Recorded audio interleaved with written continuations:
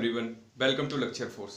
इस वीडियो में थर्मोडायनामिक्स के 10 मोस्ट इंपॉर्टेंट क्वेश्चंस इंक्लूड किए हैं। वैसे मैंने थर्मोडायनामिक्स डिटेल में करा दिया है, लेकिन इस वीडियो की नीड इसलिए है क्योंकि अभी रिसेंट एग्जाम में मैंने एनालाइज किया जिस तरह के टाइप फ्रिक्वेंटली पूछे जा रहे हैं उन सभी टाइप्स को मैंने इंक्लूड कर लिया है। तो वीडियो पूरा देखना और जो भी इंपॉर्टेंट पॉइंट आपको लगे कि हाँ मुझे ये लिख लेना चाहिए उनको आप नोट डाउन जरूर कर लेना। और यार मैंने चैनल का एनालिटिक विजिट किया तो आई फाउंड कि 53% लोग ऐसे हैं जो रेगुलर लक्ष्य एयरफोर्स के वीडियोस देखते हैं और उन्होंने बेल आइकन प्रेस नहीं किया है।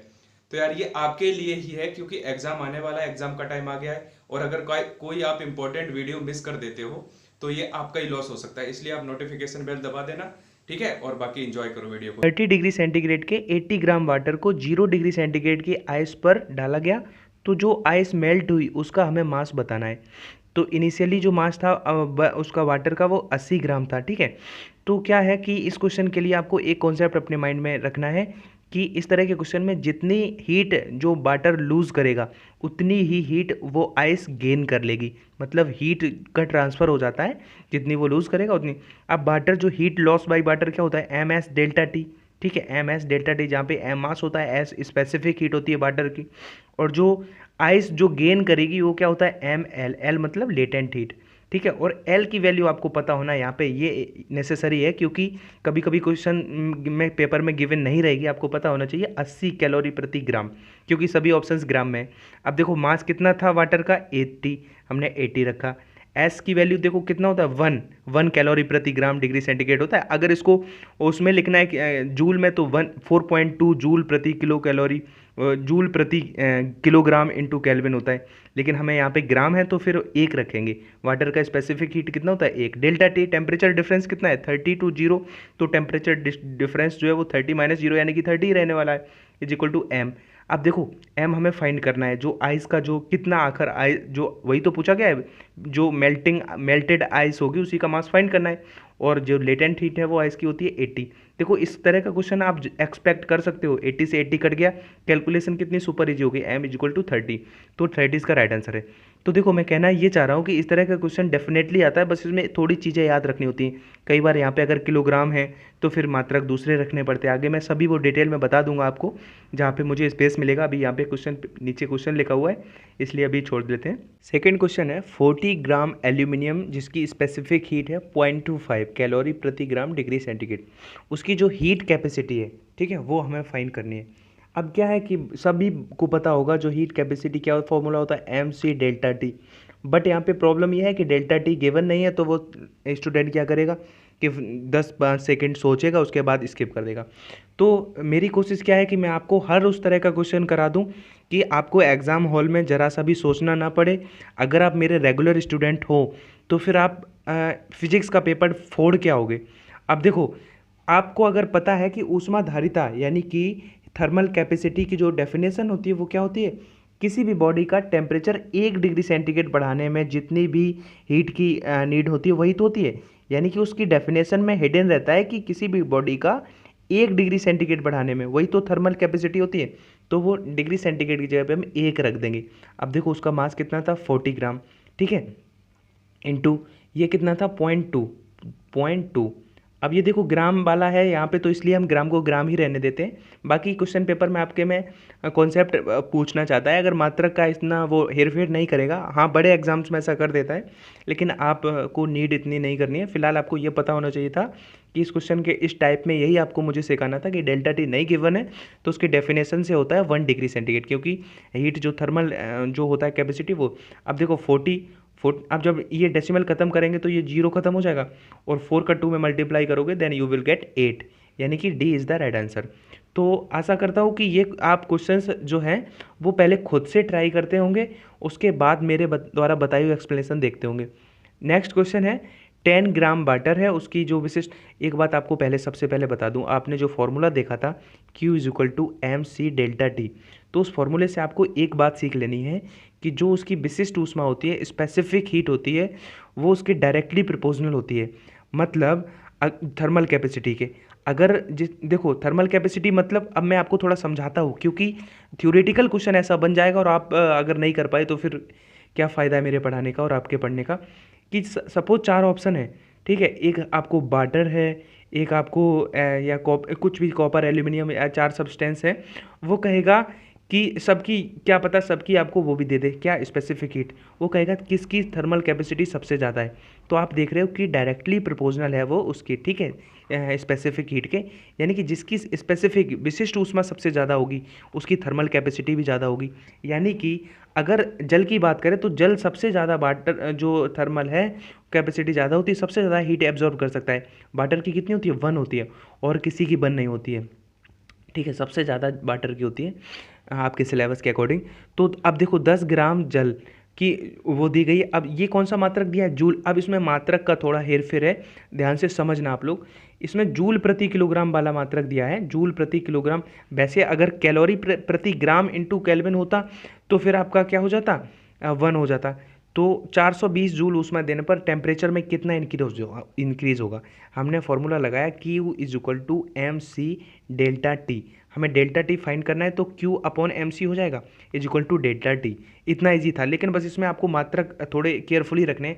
हमने Q का मान 420 रख दिया जूल, ठीक है, 420 जूल रख दिया। अब मास हमने 10 ग्राम नहीं रख सकते क्योंकि यहाँ पे किलोग्राम है, तो यहाँ पे 10 ग्राम न रख के 10 किलोग्राम रखेंगे।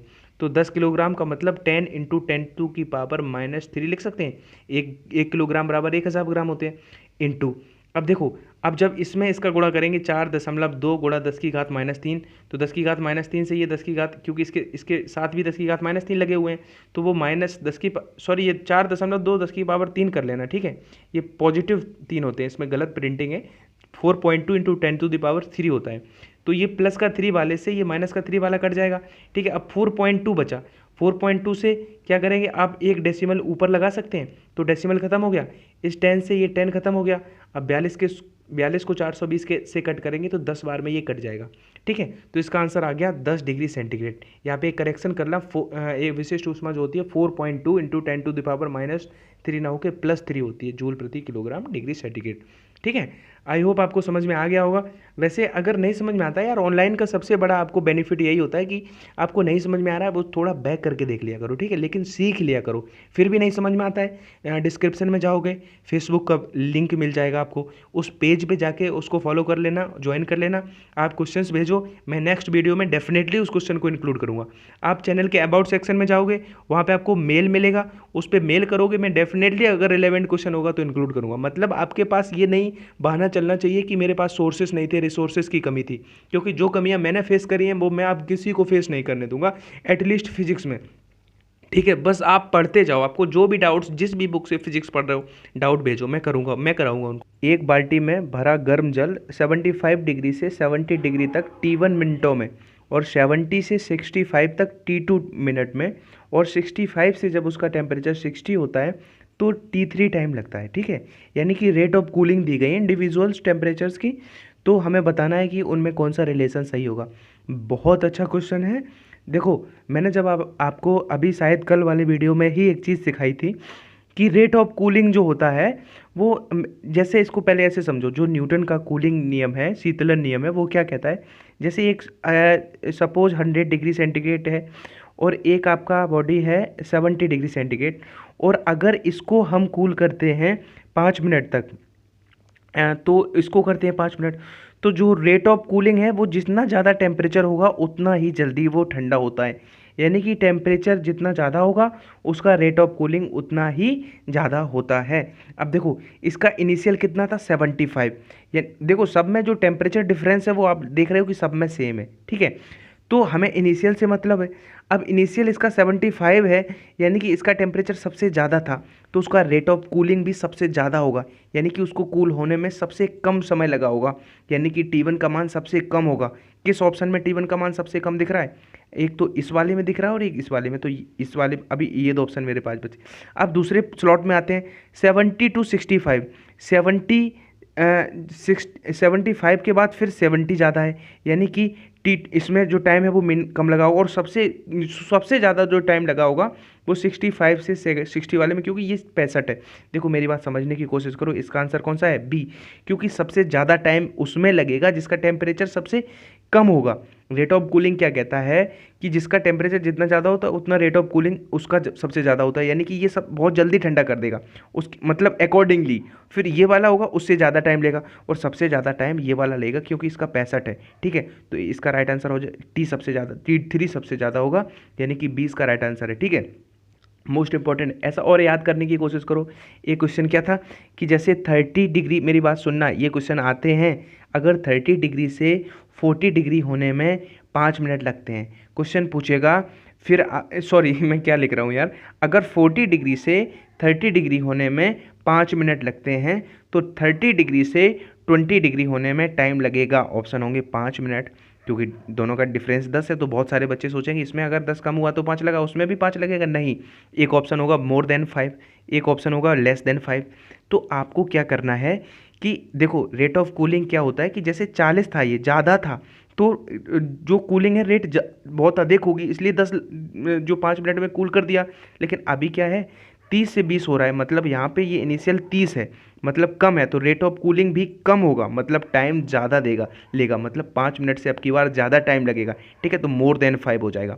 तो इस तरह से रेट ऑफ कूलिंग से क्वेश्चन। अब देखो, 1 मोल मोनोएटॉमिक गैस को 1 मोल डाईएटॉमिक गैस के साथ, यानी कि एक परमाणु गैस थी 1 मोल, उसको 1 मोल द्विपरमाणु गैस के साथ हमने क्या किया, मिक्स कर दिया गया। तो मिक्सर का जो कांस्टेंट वॉल्यूम पर जो विशिष्ट ऊष्मा स्पेसिफिक हीट होगी कांस्टेंट वॉल्यूम पे, वो मिक्सर की हमें फाइंड करनी है। देखो बहुत अच्छा टाइप है, यहाँ से आपको बहुत सारी नई बातें सीखने को मिलेंगी। देखो इसी क्वेश्चन में आपसे यहाँ पे अभी मैं पूरा बता रहा हूँ डिटेल में। सबसे पहले आप अपनी नोटबुक में एक चीज़ लिख लो कि जो CpCv होता है वो होता है फ्री डिग्री बटे 2 इंटू आर। ठीक है, और एक परमाणु के लिए फ्री डिग्री 3 होती हैं, द्विपरमाणु के जैसे द्विपरमाणु है उसके लिए फ्री डिग्री 5 होती हैं, वो हम अकॉर्डिंगली फाइंड कर सकते हैं। और एक लिख लो Cp बराबर, अगर कांस्टेंट प्रेशर पे स्पेसिफिक हीट की बात करें तो वो ऐसा ही रहता है, लेकिन उसमें एक जुड़ जाता है। क्या जुड़ जाता है, एक जुड़ जाता है, और आर, जहाँ पे आर रिक्वायर्ड कांस्टेंट है और एफ फ्री डिग्री है।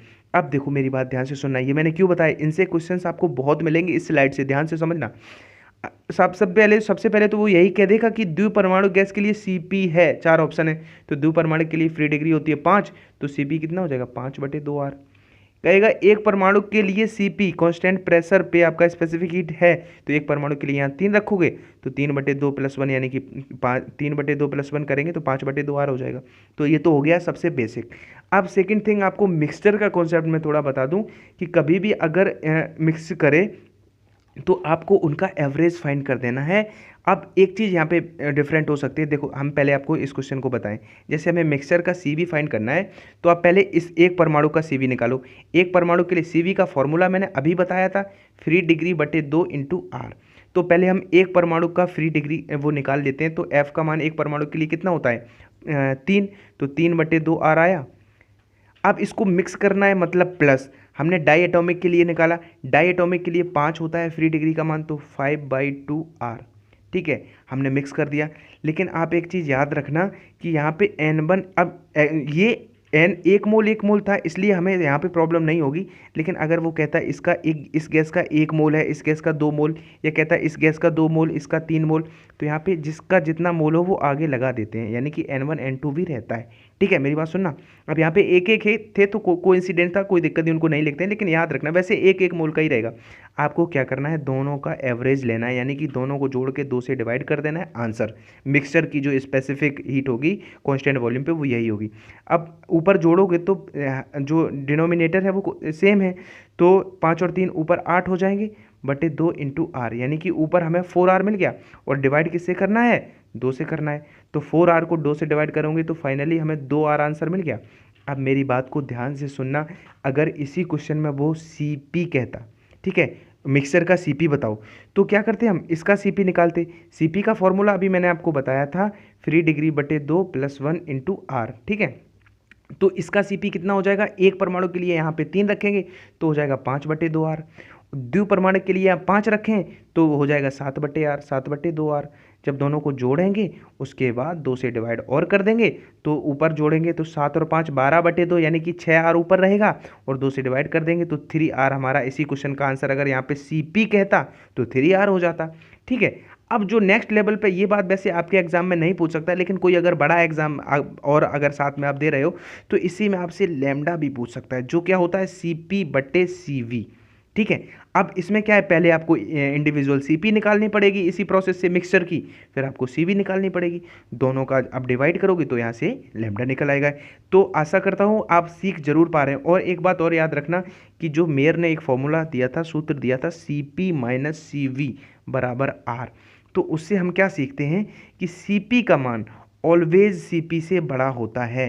ठीक है, ये आप याद रखना कि जो स्पेसिफिक हीट होती है कांस्टेंट प्रेशर पे, वो ऑलवेज ग्रेटर होती है स्पेसिफिक हीट कांस्टेंट वॉल्यूम पे।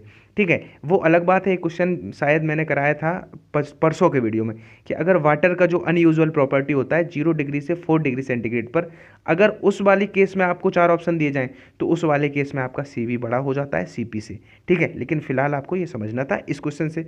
अब नेक्स्ट क्वेश्चन पे चलते हैं। देखो क्या है कि इसमें हमें राइट ऑप्शन को चूज करना है एक आइडियल गैस के लिए।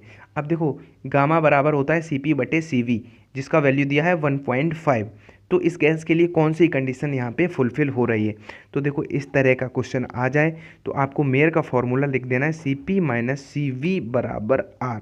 ठीक है, अब हमें कौन सा, अब देखो सबसे पहले हम क्या करते हैं, बोथ साइड में CV से डिवाइड कर देते हैं। इधर भी हमने CV से डिवाइड कर दिया, इधर भी CV से डिवाइड कर दिया।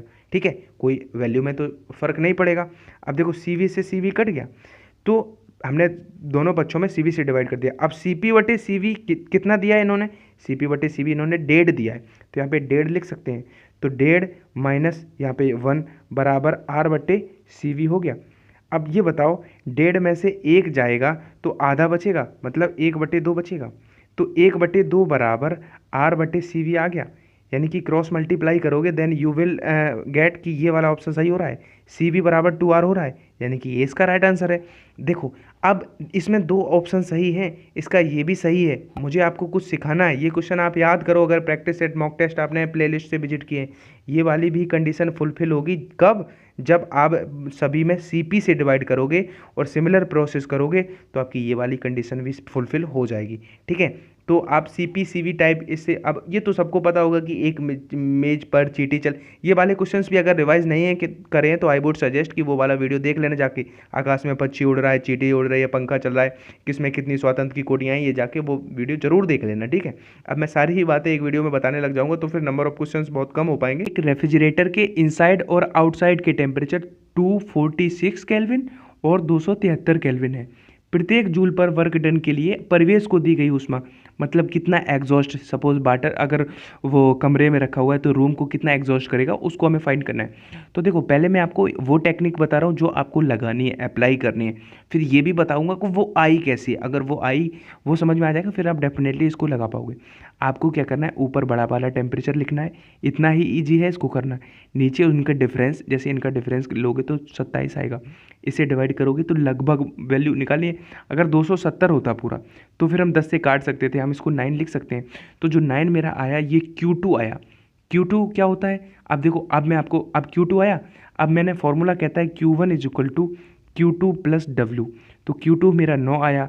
अब W इन्होंने नहीं दिया, लेकिन इन्होंने एक शब्द कहा था प्रत्येक जूल, तो प्रत्येक जूल वर्क डन था, मतलब प्रत्येक का मतलब होता है यूनिट, यूनिट का मतलब 1 रख सकते हैं। तो इसका जो Q1 है वो अप्रॉक्स 10 आया। अब आपको एक प्रॉब्लम हो रही होगी कि ये टर्म्स आपने लिख तो दिए, तो मुझे क्या रटने पड़ेंगे, तो देखो मैं इनको समझा दूं तो आपको कुछ भी रटना नहीं पड़ेगा। मैं आपको ये बताना चाह रहा हूँ कि जो Q2 होता है, देखो Q1 जो होता है वो आउटसाइड एग्जॉस्ट करता है, जो Q1 ऊष्मा होती है, जो प्रशीतक होता है, फ्रिज होता है, रेफ्रिजरेटर होता है, वो Q1 जो होता है वो जिस पे रखा है जिस एनवायरनमेंट में, तो उसको ये Q1 ऊष्मा देगा। वो क्या होगी, Q2 जो उसने ली होगी, किससे ली होगी, उसका जो शीतल पिंड होता है उससे जितनी ऊष्मा लेगा वो, और जो वर्क डन करेगा वो, दोनों को जोड़ेंगे तो वही तो आउटसाइड देगा। इट मीन्स हमें ये तो अब ये टर्म्स पता चल गई, वर्क डन दिया था यूनिट। अब Q2 इसमें चैलेंज था कि Q2 हम कैसे फाइंड करें, तो Q2 अब देखो अगर इसी फॉर्मूले, अब देखो ये तो मैंने डायरेक्ट लिख दिया था और आपको भी सजेस्ट करूँगा कि आप डायरेक्ट याद रखो, लेकिन मैं आपको बता देता हूँ कि हमने डायरेक्ट कैसे लिख दिया। आप ये बताओ, मैंने आपको बताया Q1 यानी कि जो देगा आउटसाइड जो वो क्या होता है Q2 प्लस W। अगर हम क्या करें कि यहाँ से W निकालें तो वो क्या हो जाएगा Q1 माइनस Q2 हो जाएगा। अब इसमें W बराबर हम Q2 कॉमन ले लेते हैं तो वो Q1 माइनस Q2 माइनस 1 हो जाएगा। अब Q1 बटे Q2 को हम T1 बटे T2 लिख सकते हैं, तो वही आपको दिख गया, T1 बटे T2 लिखेंगे, इधर आएगा तो फिर हमें वही दिख जाएगा। तो इसलिए उसको आप डायरेक्ट अब ऐसे ही करना कि आप डायरेक्ट लिखोगे Q2 क्या, ऊपर लिखोगे बड़ा टेम्परेचर, नीचे डिफरेंस, तो ये अप्रॉक्स 9 आया। और अभी तक अब देखो हमें Q1 फाइंड करना था। Q1 कितना होता है, जो वो लेता है उसके उससे शीतलक से, और जो वर्क डन करता है वही तो दोनों एग्जॉस्ट करेगा, तो फिर इसका 10। अब देखो परमाणु आदर्श गैस के लिए रुद्धोष्म में यानी कि एडियाबैटिक प्रोसेस में प्रेशर और वॉल्यूम में कौन सा रिलेशन सही है। तो देखो इसको पहले खुद से ज़रूर करना है, सारे ही क्वेश्चंस को पहले खुद से किया करो, फिर उसके बाद देखा करो, तो आप में कॉन्फिडेंस आएगा। अगर आप खुद से कर पा रहे हो तो फिर आप में लगेगा कि हाँ मेरी तैयारी अच्छी है, नहीं तो फिर और पढ़ने की ज़रूरत है। ठीक है, तो देखो मैंने बताया था PV की पावर गामा बराबर कॉन्स्टेंट, ठीक है, सबको पता है, लेकिन आपको तो ऐसा कोई ऑप्शन ही नहीं दिख रहा है जो डायरेक्ट PV बराबर गामा लिख रहा हो। हाँ, अगर गामा की वैल्यू आप फाइंड कर सकते हो तो फिर आप बताओ। अब गामा क्या होता है, मैंने क्या बताया था, गामा होता है CP बटे CV।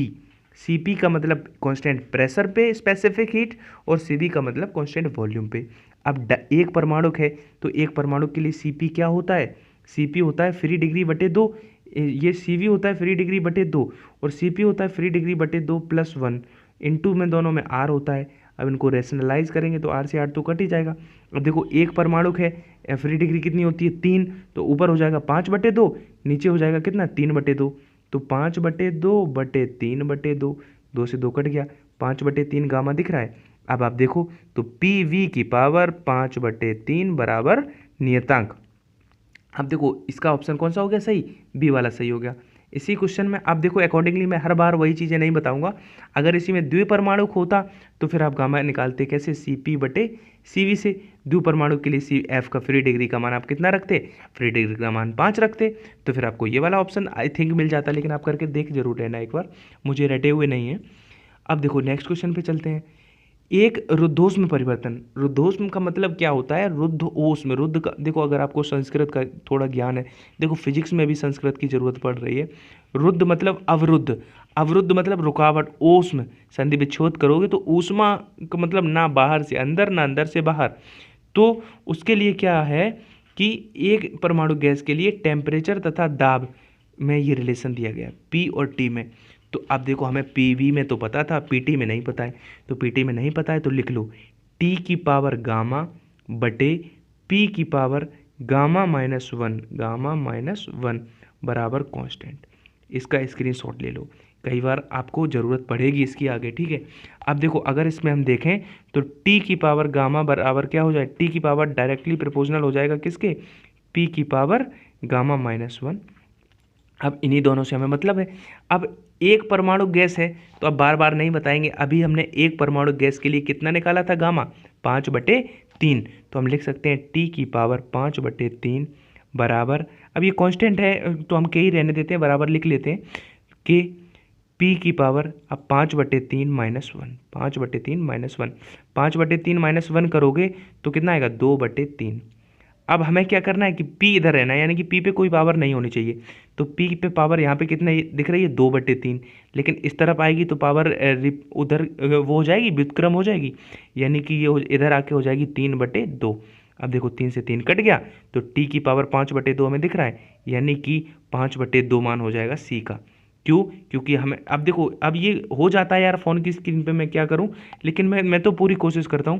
मैंने क्या देखो अब बार बार नहीं बताऊंगा, आप पीछे जाके देख लेना।